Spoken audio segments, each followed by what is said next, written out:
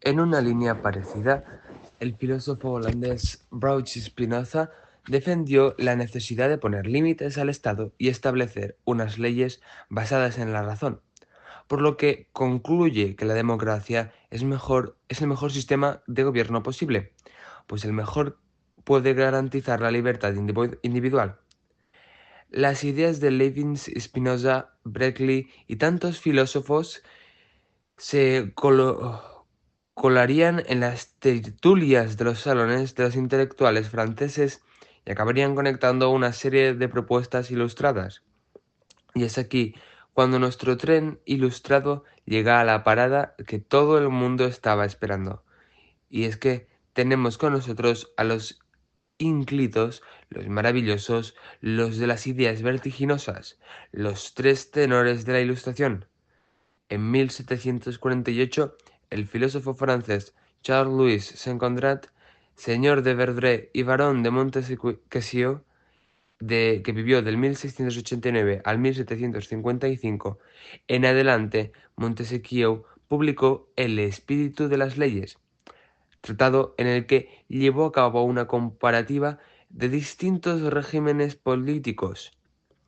Hay que ver lo que les gustaba hacer esta movida. Montesquieu venía ya muy influido por las ideas de los británicos y alababa tanto su monarquía parlamentaria como la idea de una república. Sin embargo, en su opinión, lo importante no era tanto la forma de gobierno como la idea de la separación de poderes.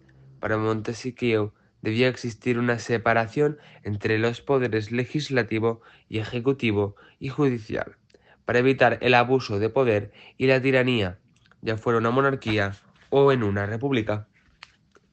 François Marenauret, aunque te sonará más como Voltaire, se convirtió en el mayor referente de la Ilustración en Francia. Él también era un admirador de los filósofos británicos y de su forma de gobierno. Sin embargo, en su teoría se centra sobre todo en las pequeñas cosas en la política de lo cotidiano. Defiende la abolición de los privilegios señoriales, de la pena de muerte y la tortura.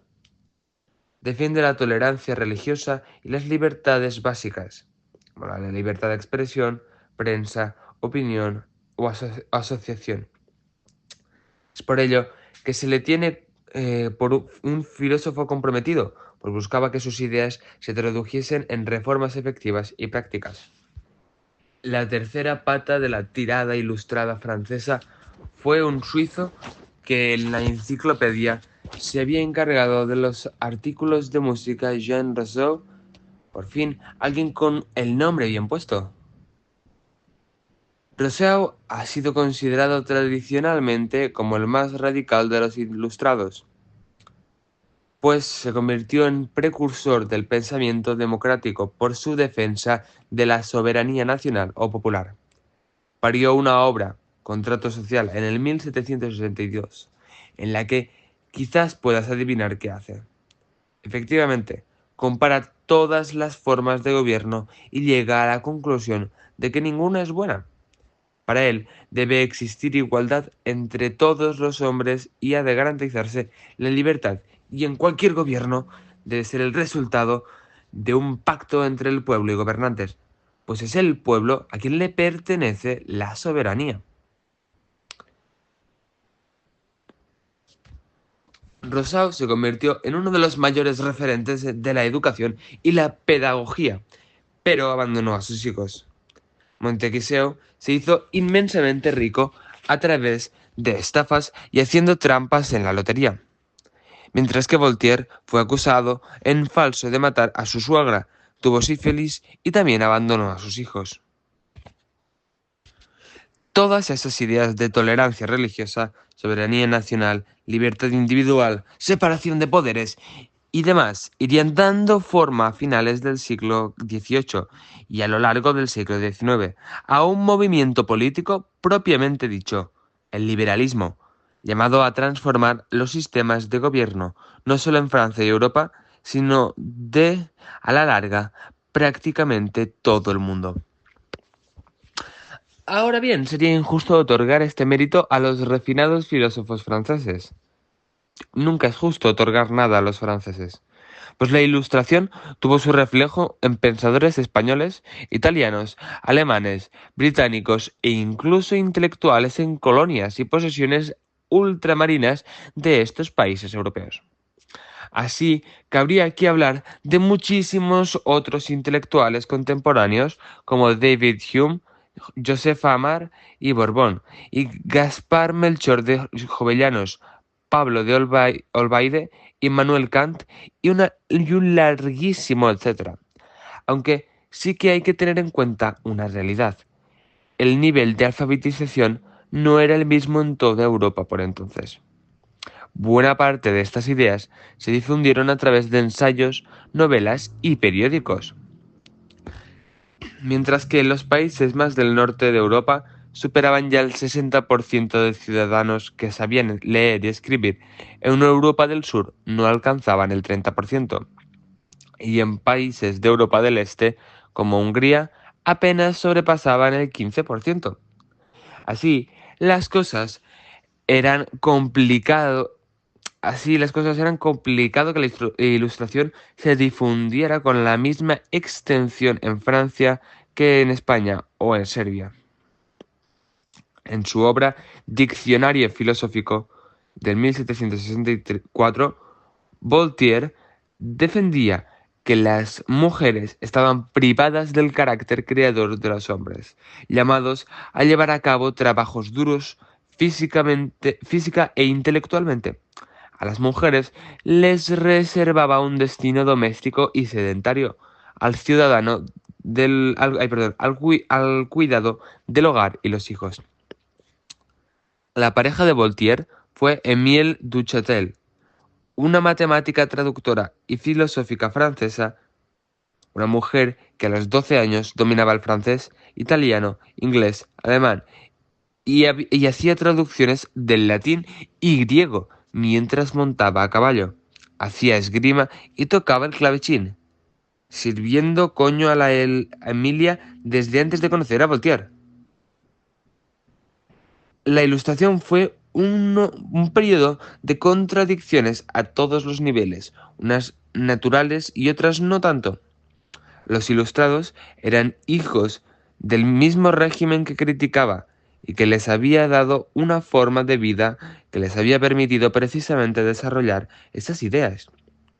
Defendían la libertad individual y la participación política de la ciudadanía, pero solo la de los hombres, no la de las mujeres. Defendían la igualdad, pero la igualdad de los hombres blancos, y ni siquiera de todos, pues defendían la superioridad de los blancos sobre los negros, y esto justificaban la esclavitud. Y la más curiosa e importante, las ideas de los ilustrados acabarían provocando una serie de revoluciones políticas que ellos no buscaban. Los ilustrados no eran revolucionarios, sino reformistas. Los intelectuales europeos del siglo de las luces no pretendían acabar con el sistema, sino simplemente reformarlo. Y además, reformarlo desde arriba. Para muchos, el progreso que defendían podía ser dispensado por los propios monarcas, introduciendo una serie de cambios graduales. Es por ello que muchos ilustrados fueron llamados por sus gobiernos y monarcas para ocupar cargos de responsabilidad y asesorarlos. Así, por ejemplo, el ilustrado José Moñino y Redondo fue secretario del Estado durante los reinados de Carlos III y Carlos IV, y recibió el título de conde de Floridablanca. Todo ello a pesar de ser murciano. Y es que muchos monarcas, incluso monarcas absolutistas, supieron ver el peligro que suponía dejar correr esas nuevas ideas libremente sin maniobrar en consecuencia, y decidieron implementar algunas reformas propuestas por los ilustrados para tratar de salvaguardar su poder o incluso ampliarlo frente a la nobleza. Es lo que actualmente denominamos despotismo ilustrado, y en esta liga encontramos a muchos monarcas europeos. Carlos III de España, Catalina II de Rusia, José II de Austria, Federico II de Prusia, María Teresa I de Austria, José I de Portugal. Obviamente las reformas de estos monarcas no pretendían democratizar sus países, sino aplicar reformas más orientadas a la alfabetización, la mejora de la economía y de la hacienda, el patrocinio de iniciativas científicas y culturales, etc. Abrir museos, crear universidades, promover reformas educativas, poner las calles más bonitas, y para ello contaron con la colaboración de los propios ilustrados. De hecho, Voltaire estuvo a sueldo de monarcas como Federico II de Prusia, Luis V de Francia, Luis XV de Francia y Catalina II de Rusia. El marqués de Pombal llevó a cabo una gran labor reformista bajo el reinado de José I de Portugal y Diderot asesoró a Catalina II de Rusia al incorporar a intelectuales a sus gobiernos. Los monarcas absolutos se protegían de la creciente opinión pública, cada vez más crítica y mejor reformada, pero solo estaban retrasando lo inevitable.